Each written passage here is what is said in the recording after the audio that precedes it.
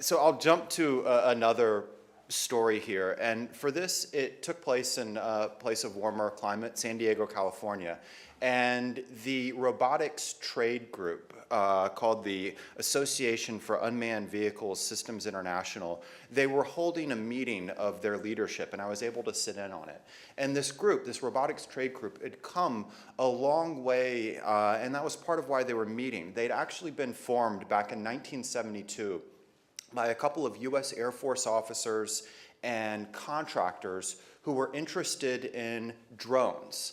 And they held their first meeting in a small conference room in a motel there in Dayton, Ohio. Now, since then, this robotics trade group has grown. It's boomed. It now has over 1,500 member corporations, not just members, but member companies, and chapters in 55 countries. And they don't hold their meetings in the Holiday Inn anymore in small little meeting rooms. Actually, their last convention was held at the Mandalay Bay Casino in Las Vegas. And it was because of this headlong growth that the leaders were gathered to do a little bit of institutional, organizational soul searching. They were trying to figure out what they'd convened, and I think it's appropriate for this meeting here. They were convened to figure out what is the story of robotics. That is, what is the narrative that they should be telling their own field about what they do, but also what's the narrative they should be telling the rest of the world, us, about what they do in robotics. And they took this idea of story so seriously that the moderator for the event that they brought in to run it for them was not a CEO, was not a roboticist. They actually hired a professional storyteller to try and work through how do you tell a good story, everything from the characters to the plot. How do you apply this to robotics? As one of them put it, we have to figure out where have we come from, where are we now, and where should we, and where do we want to go next?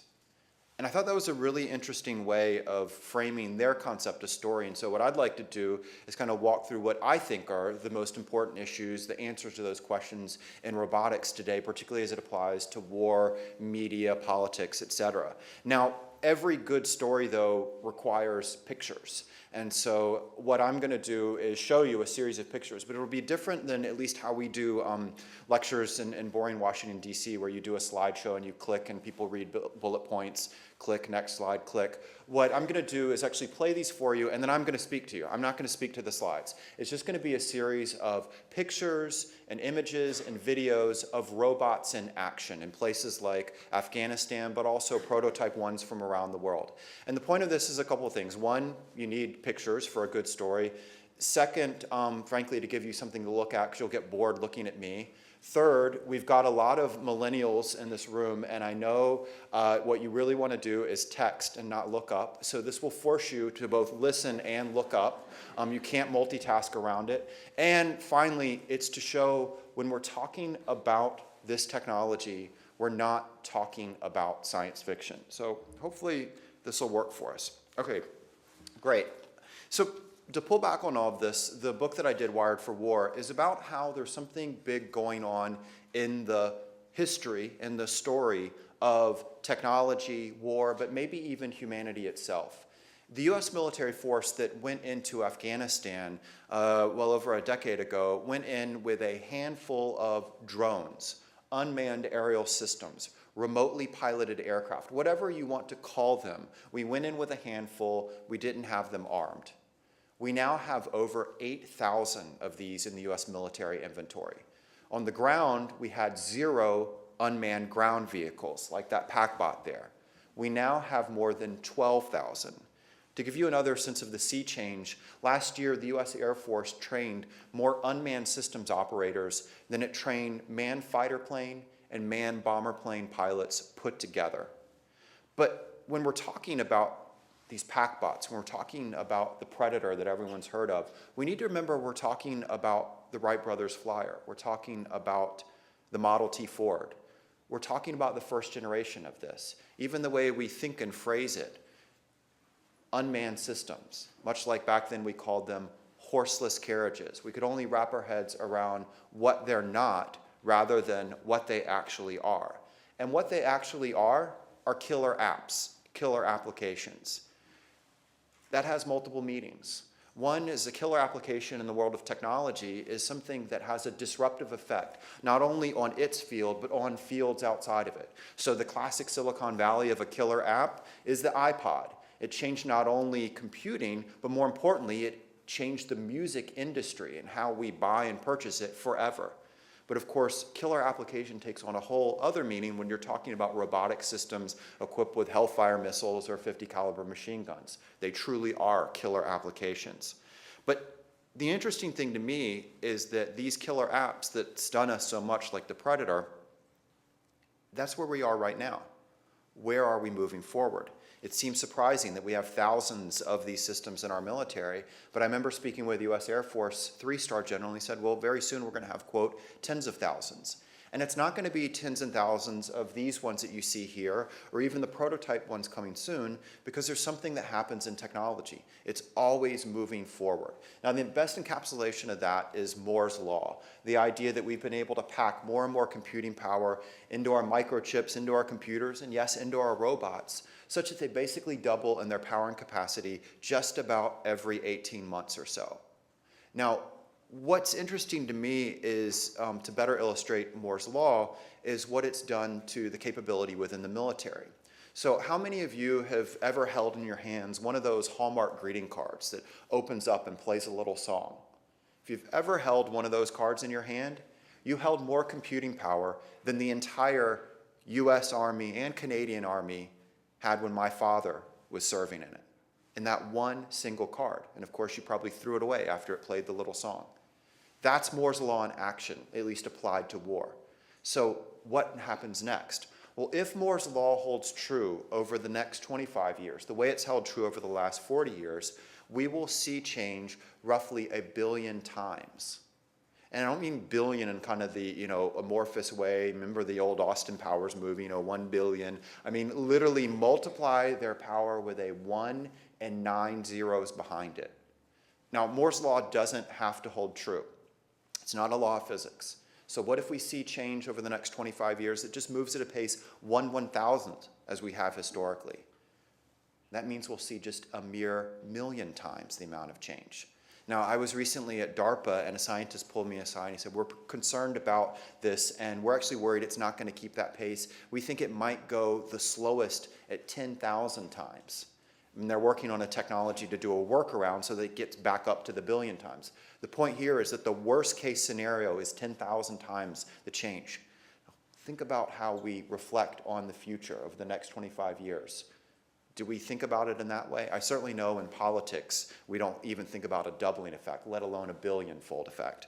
The point that I'm making here is that the kind of things that we used to only talk about at science fiction conventions like Comic-Con are becoming an issue that we're wrestling with at places like the Pentagon. What is it like to live, work, and fight through a robot's revolution? Now, I need to be very clear. I was in California last week, and so when you say things like robot revolution, they think about it very differently. They think about the robo-apocalypse movie that Steven Spielberg is actually putting together right now, or they think about the next movie in the Terminator franchise that supposedly the former governor there is trying to get back into. It's apparently going to be about like an elderly robot or something. It's not that kind of revolt of the machines. Rather, it's the idea that in history, in technology, we see certain game changers come along that are revolutionary. They're rare. They're things like the printing press, the steam engine, the atomic bomb. And what's important about these technologies is they're not silver bullet solutions to all your problems. Rather, what happens is they open up a series of questions for you. Questions of possibilities that you didn't imagine you'd be dealing with just a generation earlier, but also questions of propriety, issues of right and wrong that you didn't think you'd be dealing with a generation earlier. And of course, the culture that then surrounds those technologies that the Media at McGill program is dedicated to exploring is in turn also changed, also revolutionized by these revolutionary technologies. Even the name, Media at McGill, think about that before and after the internet world. Now, what's interesting to me is When I went around interviewing people and asking them the comparisons, the historic comparisons to where they saw robotics today, the answers that they would give.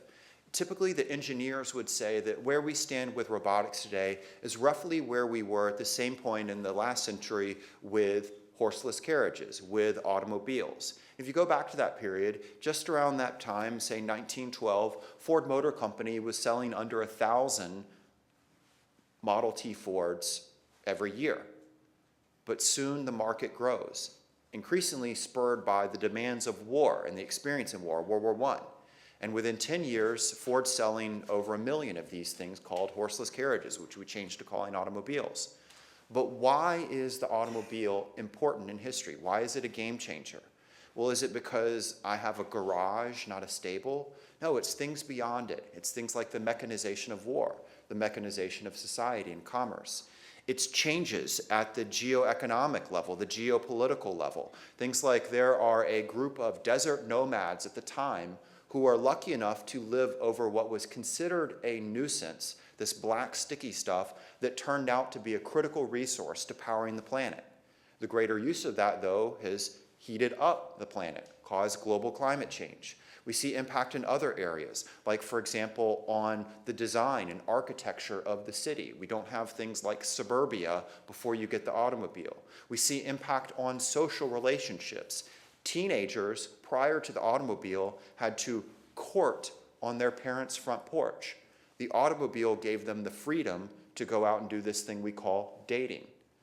New technologies, though, lead to a need for new rules of the road, like this new concept that we called traffic laws that you needed for automobiles. In fact, in the US at least, the first traffic laws entailed that someone was supposed to walk in front of their horseless carriage with a flag to warn people that it was coming. And when they got to an intersection, they were supposed to fire a flare into the sky to let people know they were about to turn. That made perfect sense in a world that moved at 4 or 5 miles per hour. Makes no sense in a world that moves at 40 or 50 miles per hour. Other people make different comparisons. Bill Gates, the founder of Microsoft, unsurprisingly makes one to computers. And he says, roughly where we stand now with robotics is where we were with the computer back in 1980. Well, the computer and he also has said that if he was a young man today, he would go into robotics rather than computers because he thinks there's more opportunity there. But if you think back to the computer back in 1980, it's a big, bulky device. It can only do a limited set of functions. Importantly, the military is the one that's spending most of the money on research and development. The military is the one that's a major client in the industry of computers, so it can shape where computers are going. But very soon, computers get smaller. We learn more and more functions that they can do. And we get to the point that we stop calling them computers anymore. So for example, I have a computer in my kitchen. I call it a microwave oven. I drive a car that has over 100 computers in it. You do too. We don't call them computerized cars. And the very same thing is happening in robotics, from the shift to the military, to the civilian side, to the shrinking, to, most importantly, not being willing to call them robots anymore. So for example, if you have a new Ford, a Volvo, a Mercedes-Benz, a Toyota, they come equipped with things like parking assist technology or driver observation technology, crash avoidance technology. These are very nice ways of saying that we stupid humans don't parallel park well. We often fall asleep or drive outside the lines, and we often don't look in our blind spot, and the robotic car is taking over those jobs for us. We just don't call it a robotic car. Now again, why is the computer, though, important in history? Is it because I don't have to memorize long division tables anymore? It's the ripple effects beyond it. The economy, you can make billions of dollars in a nanosecond. You can lose billions of dollars in a nanosecond. Warfare and security, you can fight a cyber war. You can fight in a place that didn't exist a generation ago. You can do a thing called identity theft. Imagine explaining, or maybe you've tried to explain identity theft to your grandparents. We also see changes in social relationships. I can become friends with someone that I've never met before, but of course I might be concerned by my niece becoming friends with someone that she's never met before. Now, this example is also a striking one because it shows how, in particular, governments have a really tough time keeping up with this kind of change. So, for example, the director of the FBI, I sometimes previously had worked with this agency, our federal crime investigation agency in the US. The FBI, the director of it, did not have a computer, did not have an email account as late as 2001. Go, wow, that's really surprising. That's pretty late in the game to not have a computer. Well, guess what? Our current Secretary of Homeland Security, which is ostensibly in charge of cybersecurity in the United States, doesn't use email. This is the challenge for bureaucracies. How do they keep up with this stuff? The final comparison that people make is an interesting one, and this particularly comes from the scientists and some of the more ethically minded. And they make the parallel to atomic research back in the 1940s. And they think about it in a couple of ways. One is the draw of the field. If you were a young scientist back in the 1940s, nuclear physics, working on the bomb, that was the cutting edge. That's where the action was. That's where the money was. That's where the esteem was. And so all the greatest minds were drawn into that field. Much like today, if you're a young engineer or a young computer scientist, robotics is that cutting edge. It's, again, where the excitement is, where the money is, where the acclaim is. But many of them worry that, a lot like what happened to those members of the Manhattan Project, that they'll worry about what did they do? Did they create a genie that we can't put back in the bottle? And all of these parallels, I think, are striking. We've got some folks from the arts field here because, again, these ripple effects move into other fields. Think about, for example, design before and after the computer fundamentally changed to the world of architecture and how it was changed. The whole field of architecture in the 1950s and 60s was shaped by people's bizarre excitement over the nuclear bomb, what they thought was really cool back in the day. The point that I'm making here is that technology is something that too often we focus just on the widgets, the nuts and bolts, how does it work? When what makes it matter in history are all of the ripple effects that come out of it that affect that narrative. And so what I'd like to do is kind of walk through what I think are some of the most important but maybe most interesting of these ripple effects.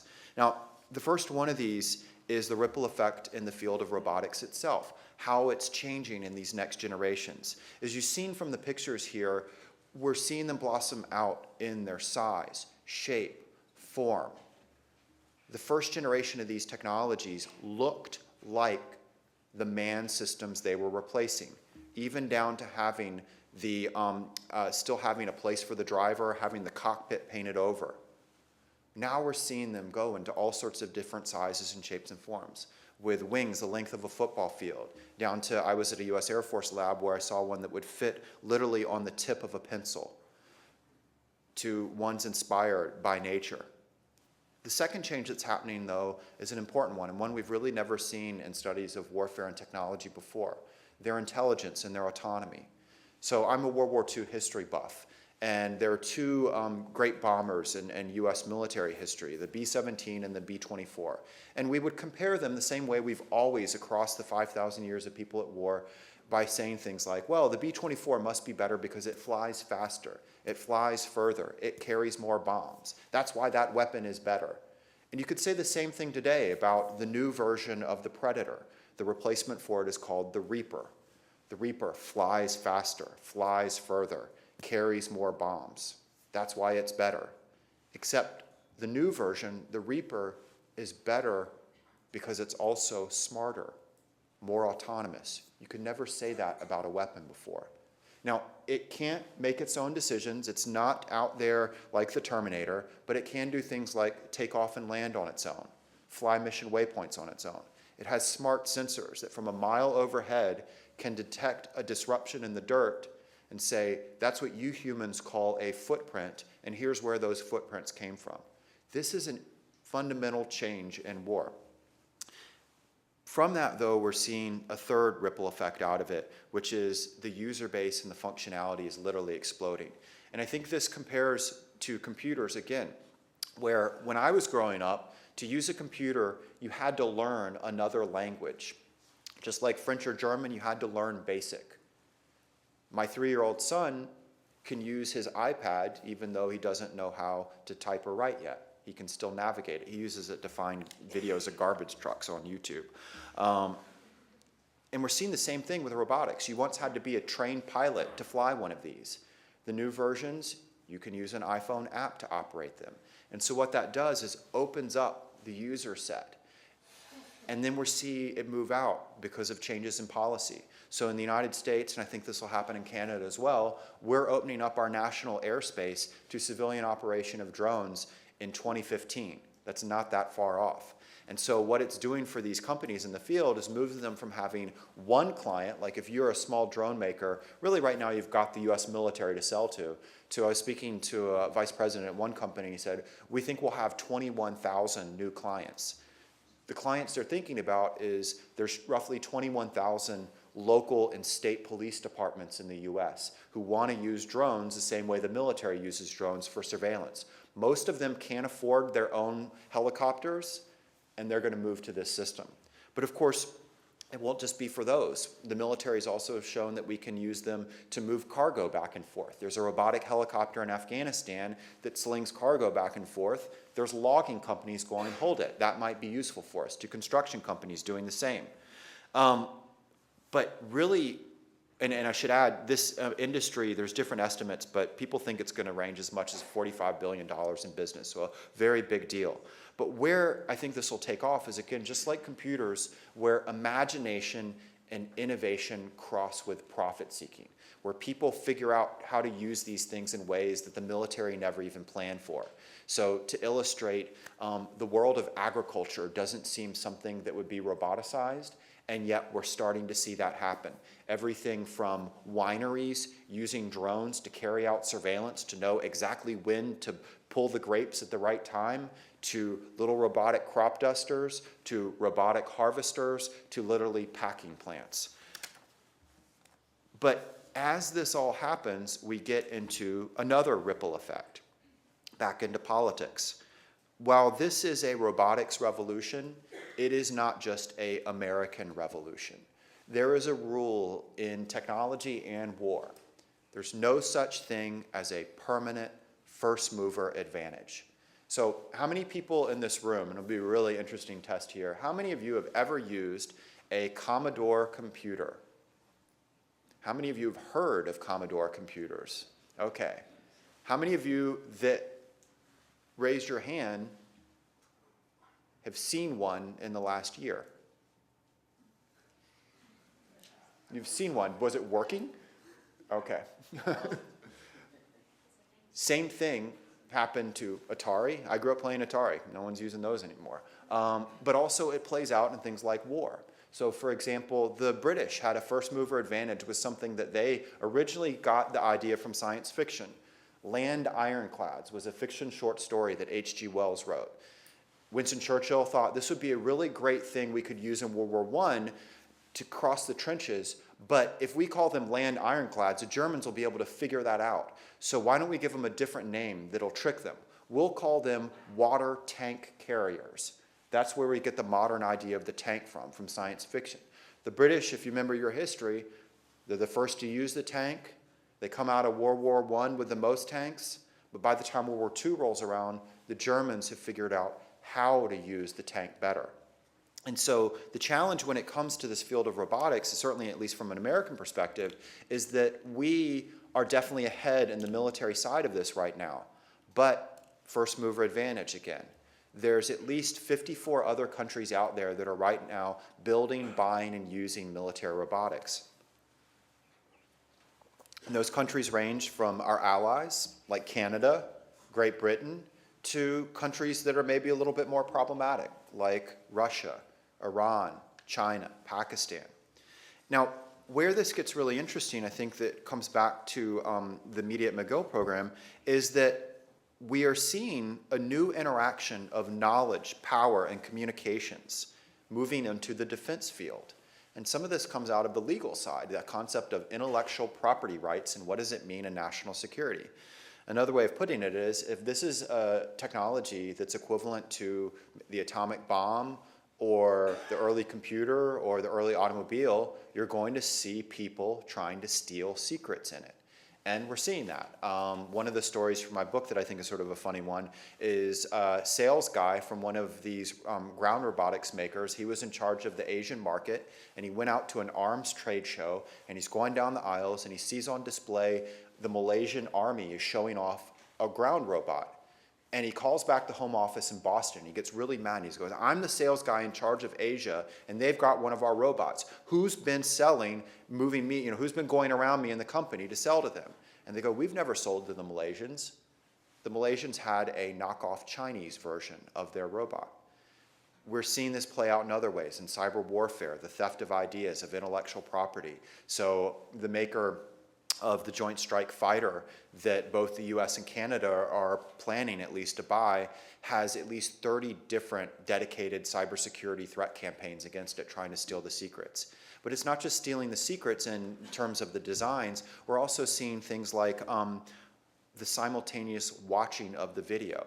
So for example, insurgents in Iraq were able to hack into the video feed coming back from our predators. They were able to watch the same video that we were watching. They were able to watch themselves on video. And what was interesting is how these things came about. And it was because no one planned on using this technology, and so our communication networks were not set up to be secure. And so the insurgents were using something that essentially you could buy off the internet. They were hacking into the Predator feed using a piece of $29 software that had been created by college students to illegally download movies. So the insurgents were illegally downloading movies of Predator operations. Now, this example is, they weren't able to hack in terms of control. It's not like the Black Ops 2 video game that's out right now. But instead, it's more like a criminal listening in on a police radio scanner. Very useful. But of course, we're going to move next into hacking in terms of control, or at least disruption. And that's, again, a whole new change when you think about the relationship of technology and war. You've never been able to engage in battles of persuasion. You couldn't persuade a bullet to go in another direction. You couldn't persuade an arrow to go in another direction. You couldn't persuade a human pilot to do what you don't want them to do. You couldn't, let's imagine the old movie Top Gun. You couldn't call up Tom Cruise and say, hey man, you need to recode all the American jets as Russian jets and recode all the Russian jets as American jets. Tom Cruise would have laughed that weird cackle and said, no way. You can, though, persuade a computer, if you have the right access, to do that, and they won't ask any questions. And so what you have is a whole new realm of war, where you're aiming not just to destroy, but maybe to co-opt, to persuade. But there's something else in thinking about this in terms of the global situation that comes in from another direction, and it just, who's going to win in general in terms of the industry?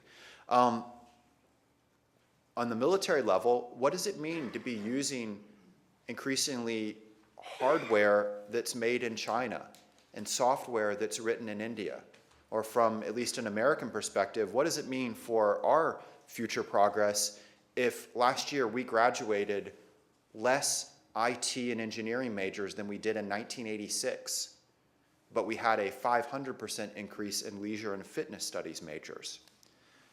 This idea of competitiveness on a global level also applies down to the provincial, state level, but even the local level. So if this is comparable to horseless carriages, who's going to be Detroit and Windsor that went out in the automobile industry, and who's going to be Long Island or Kokomo, Indiana, that back in 1912 made just as many cars as Detroit did, but they didn't turn out to be the winners of the automobile industry for the 20th century? Or if this is comparable to computers, who's going to be Philadelphia, arguably the home of the computer, and who's going to be Silicon Valley, arguably the winner of the computer revolution? But this notion of winners and losers goes all the way down to individuals. And I think it raises deep questions that will be driven by the emerging narrative that technology's rights, wrongs, and responsibilities shape. That is, computers as a parallel had winners and losers. We had the billionaires that we all know about that came out of it, but there were also losers. One good illustration was the occupation of being a calculator. That is, it was an occupation that at one point in time paid you roughly $200,000 a year because you could do mathematics really quickly in your head. A calculator, as a human, disappeared as a profession. Other professions that have disappeared in the past that once we thought could never shift were things like elevator operator or sailmaker.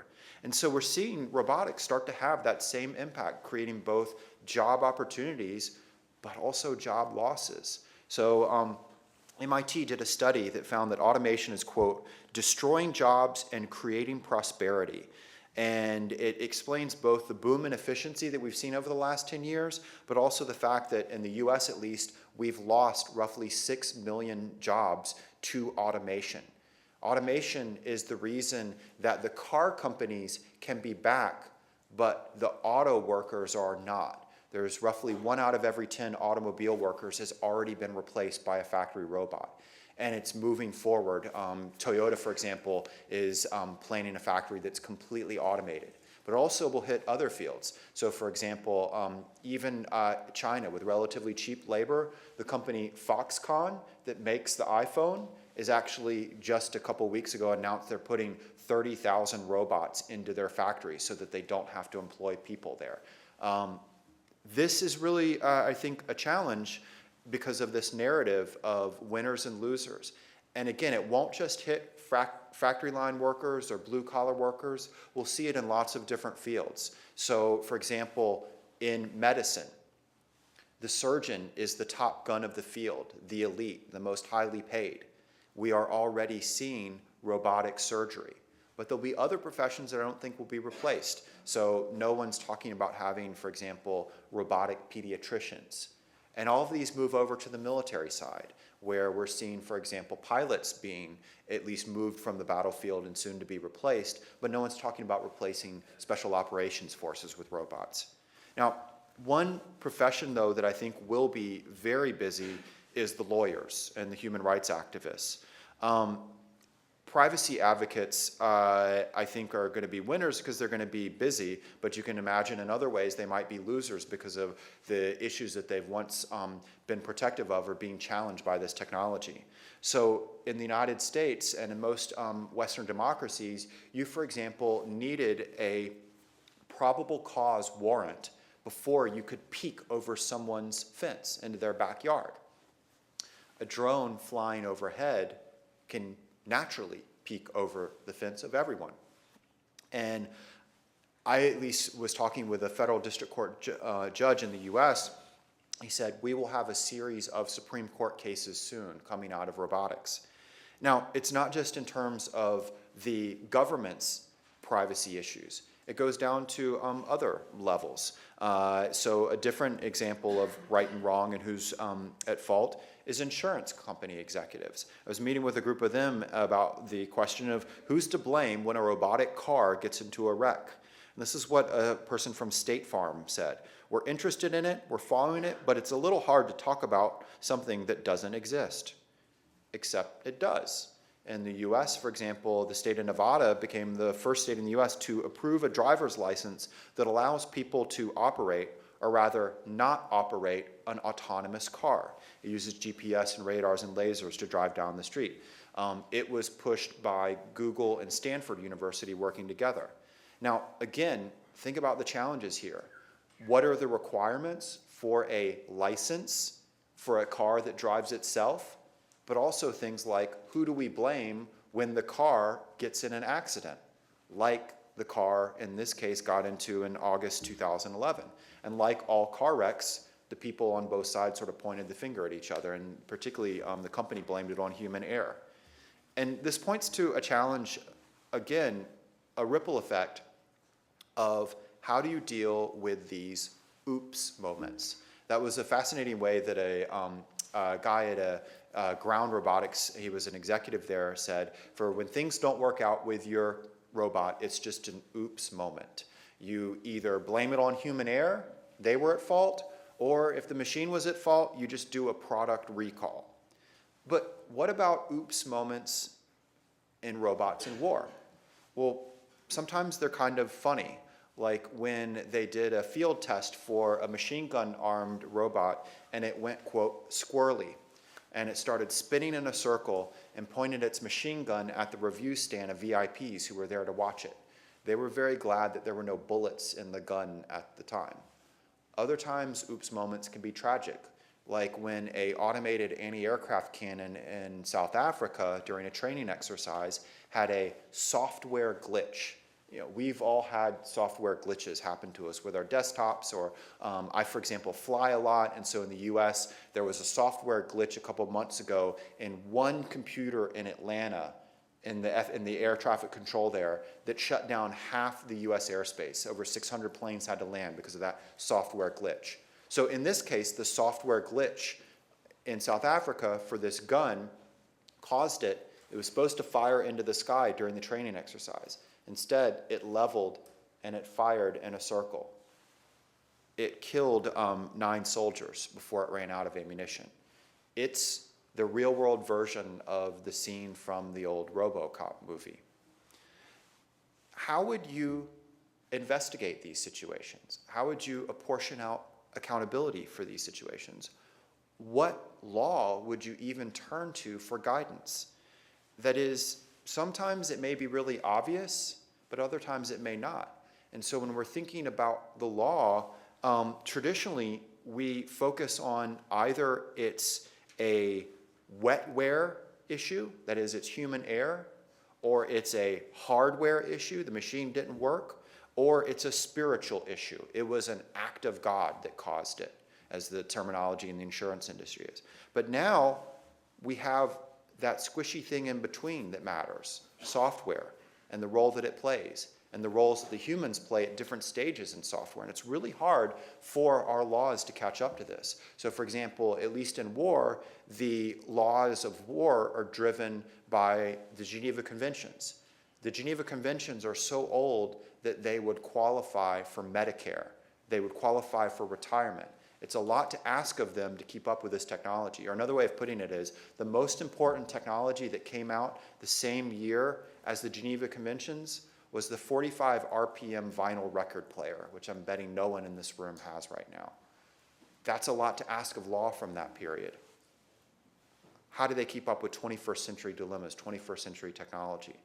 And I remember being at, talking to some guys from Human Rights Watch about this, and they said, yeah, you know, actually in these situations, the Geneva Conventions wouldn't be much help.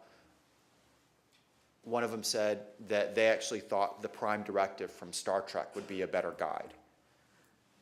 The challenge is, as much as I love McGill graduate William Shatner, his portrayal of Captain Kirk, I can't actually bring them into a court of law and ask them to really serve as an expert witness on these issues. That is, the Prime Directive, Star Trek is fantastic, but it doesn't have any actual legal standing, at least right now in this galaxy. And so we are grasping for these issues right now. Now, again, this innovation spread is fantastic, but it also opens up questions. So the opening up of the user base is another ripple effect. People are innovating with robotics in lots of cool and exciting ways, and you've seen all of these fantastic ways. And we're seeing this play out in universities. There's programs at McGill right now in how to use robotics in cool and exciting ways. Other examples, you know, everything from robotic lawnmowers to, in Australia, they have an autonomous drone that helped actually find, it's designed to help find lost bushwalkers. To the challenge we joked about Shark Week and Discovery Channel, they're going to use robotics to try and hunt down great white sharks. Hunting for sharks would seem really exciting, but apparently it's actually boring to just stare at the ocean waiting for that fin to come up. Robots don't get bored by it. Okay, but all of these issues come with new questions, and I think, again, there's a parallel to the world of media. Take the notion of using a drone for surveillance, that is, just having a camera watching over things, how the military's used it. We're seeing it move over to the civilian side, and it's pushing down, opening up the set of users. So for example, right now, you can go out and buy a $300 non-lethal drone that has a camera that will allow you to shoot in 720 HD. So one of the concepts for it is everything from reporting, and we've seen journalists in the US use them to report on, for example, natural disasters, flooding and hurricanes and the like, to all the way down to the individual level. The way they want to make money is things like skiers recording themselves, not by someone skiing alongside you with doing the jumps, but actually the drone flying right above you. And then you'll be able to have cool videos of you either jumping or crashing and popping up on YouTube. To parents being able to film their kids' soccer games in a whole new way. A little helicopter that'll fly above, recording the soccer game, little Timmy's goal in HD. Amazing. Okay, all of these issues of journalism, getting you better information, sharing that information, a whole new level of fidelity. It all sounds good, except very quickly we can see the opposite side of this. So journalism, reporting on natural disaster, to paparazzi. This is what Gary Morgan, the chief executive of Splash, which is the celebrity photo agency, said. His plan is to be buzzing his quarry soon with these miniature drones. Quote, "It will strike fear in the hearts of every celebrity having a birthday party." Poor Lindsay Lohan won't be able to have a birthday party even without a little robotic drone flying overhead. And actually one of them, if you watch Splash or TMZ, the famous Chateau Marmont, the celebrity hideout, has already been buzzed by one of these systems. Two, frankly, while you may think it's really cool for a robotic helicopter to fly over a kid's soccer game, I may be one of those parents who thinks it's really annoying. So the point is this opening up of use creates new questions. But it's not just these issues of appropriateness, there's also dangers that come out of this. A lot of you are familiar with the notion of open source software. We're now seeing open source warfare. That is, technologies that had once been in the hands of big boys, now opening up and being in the hands of multiple other players. The prior kind of revolutionary technologies, like the atomic bomb, they were ones that only the big boys could build. The big boys could only use them effectively. Now we're seeing things like, for example, the drone. Hezbollah may not even be a state military. It's this quasi kind of political party, terrorist group, paramilitary organization, whatever you want to say. It's certainly not a big boy in global power, and yet they've been able to utilize drones recently. What comes out of this is the empowerment of smaller groups all the way down to individuals with powers that the state once possessed. So, for example, again, I mentioned I'm a World War II history buff. During World War II, the German Air Force, the Luftwaffe, could not reach across the Atlantic to strike at Canada or the US. We didn't have to think about air defense. A couple years ago, a 77-year-old blind man built his own drone that flew itself across the Atlantic. Now, one person's hobby may be another person's terrorist plot. And last year, in fact, there was a gentleman in Boston who, ironically enough, angered by drone strikes, decided he wanted to carry out a repeat of 9/11. But you can't, it's very difficult to hijack planes anymore, and he was just one guy, so his plan was instead to fly a drone into the Pentagon. Fortunately, he made the mistake of asking a FBI informant, "Where do I get C4 explosives from?" Not a smart thing to ask FBI informants. The bottom line is we're in a world where it's easier to get the drone than to get the explosive. And again, it's not just issues like terrorism, it's issues like crime. So my vote for Innovators of the Year last year isn't someone from Google or Apple, but a couple of thieves in Taiwan who carried out a $4 million jewelry heist using tiny robotic helicopters equipped with pinhole cameras. It sounds like a Hollywood movie. It should be a Hollywood movie. But the last ripple effect that I think may be the most important is how it shapes the narrative of that most important realm that this series is gathered to discuss, war, how we conceptualize it, how we talk about it, how we report it. Robotics take certain trends that are happening in our democracies today, maybe to their final logical ending point. So Think about the relationship of the public and its wars. In most Western democracies right now, we don't have a draft or conscription anymore. The last group of college students in the US, at least, that had to worry about being drafted actually just had their 30th reunion. In most Western democracies, we don't declare war anymore. So in the US, for example, the last time our Congress formally declared war was 70 years ago. We've obviously done a lot since then, but that's the last time we formally declared war. Or think about other relationships in terms of the financing of war. During World War II, we didn't just change our tax structure in the US and a lot of other nations, we also did things like buy war bonds, where you personally invested in the war effort. So during World War II in the US, for example, if you bought $2 million worth of war bonds, you organizing a group of your friends to buy these, you got to name your own warship. The last 10 years in the US, we bought 0 war bonds, and instead we gave the richest 4% people a tax break. And now we have a technology that takes these already lowering barriers to war all the way to the ground.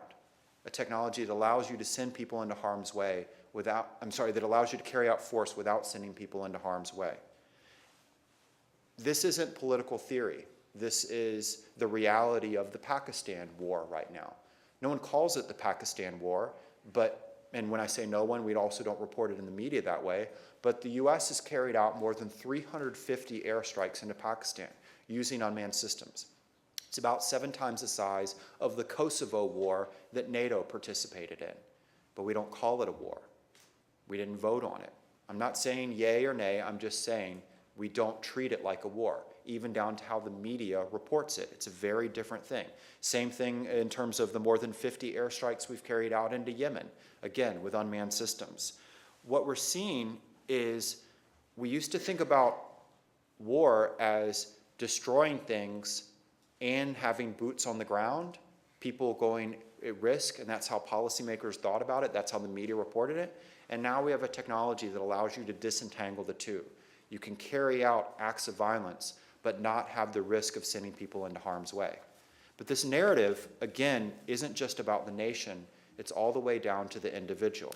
And I think this is really fascinating when you pull back and think about the arts. This experience, this joint experience of the horror of war, the violence of war, and then what it does to you and your family when you come home, that has been the driver of some of the greatest works of art. Whether it's the Iliad, the foundational works of literature, to Picasso's work, to movies like more recently the Academy Award winner, The Hurt Locker. What's interesting though is that they've had both of these parts. They came in terms of stages. That is, you went to war and then you later came home after the fact. And that's whether you're talking about the difference between the Iliad and the Odyssey, Homer's depiction of the Trojan War and then coming home from it, or my grandfather's experience in World War II. You go to war knowing that you might never see your family again, and if you're lucky enough, you come home, and then it affects you. But this is what a Predator pilot described of what it was like to fight insurgents in Iraq while never leaving Nevada. Quote, "You are going to war for 12 hours, shooting weapons at targets, directing kills on enemy combatants. And then you get in the car and you drive home. And within 20 minutes, you're sitting at the dinner table talking to your kids about their homework." That is a powerfully different experience of going to war. And it's a difficult one. We're actually seeing higher rates of PTSD than some of the units physically in Iraq and Afghanistan. Again, not better, not worse, different. So bottom line, I'm going to end on this, is that there are always 2 sides to every technologic revolution. Moore's law is happening. Murphy's law isn't going away.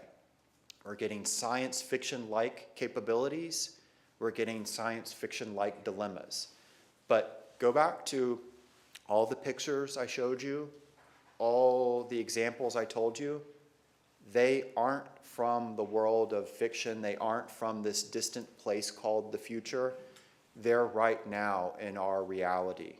And so we need to wrestle with the fact answer the question, are we going to let the fact that this looks like science fiction, feels like science fiction, keep us from realizing that it is technologic, political, legal, ethical realities that we have to face today? Thank you.